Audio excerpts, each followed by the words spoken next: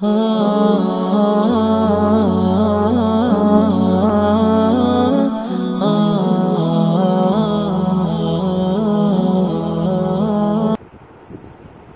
سچ کہتے ہیں، ہمارے حضرت نے بھی کہا کہ حضرت آدم علیہ السلام لے کر اب تک جتنے فتنے آئے ان میں سب سے تیز ترین فتنہ موبائل۔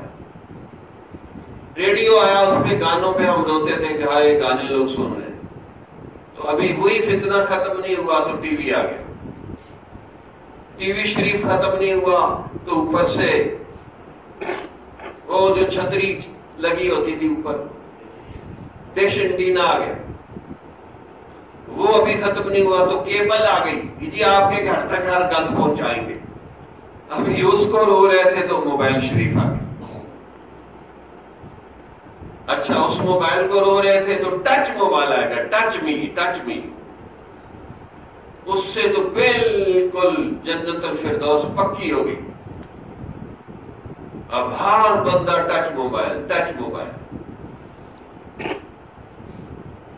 اچھا میں نے کئیوں کو کہا کہ یہ تصویریں عورتوں کو جی خود ہی آ جاتی ہیں، میں نے کہا آپ نے لیا کیوں ہے جو جس میں خود آتی ہے؟ ہمارے میں تو خود نہیں آتی، ہمارے میں تو کبھی خود نہیں عورتیں آئی،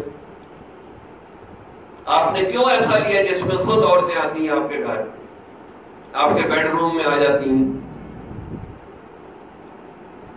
خود آپ کے پاس اکیلے بیٹھے عورتیں آ جاتی ہیں آپ کے پاس؟ تو یہ انتہائی خطرناک ہے، اس کو بلاک کریں۔ یہ سب سے زیادہ آپ کے ایمان کا بیڑا غرق کریں گے، یہ میں آپ کو بتاؤں۔ اور اگر آپ یہاں سے گئے اور ایمان کے ساتھ نہ گئے تو بس پھر جہنم سامنے کھڑا ہوگا۔ تو اپنی جنت کی خاطر موبائل سے رابطہ کم کر دیں، خوش قسمت ہے جو بند کر دے، لیکن اگر اس کے بغیر نہیں رہ سکتے تو کم کر دیں، بس 1 گھنٹہ روز کھولیں، 2 کھول لیں، 3 کھول لیں، بس اس سے زیادہ سے بدہضمی ہو جائے گی۔ لیکن یہ کتنا مشکل لگ رہا ہے، لوگوں کے چہروں کے رنگ اڑ گئے کہ حضرت کیا کہے۔ جمال الوجود بذكر الإله وتصفو الحياة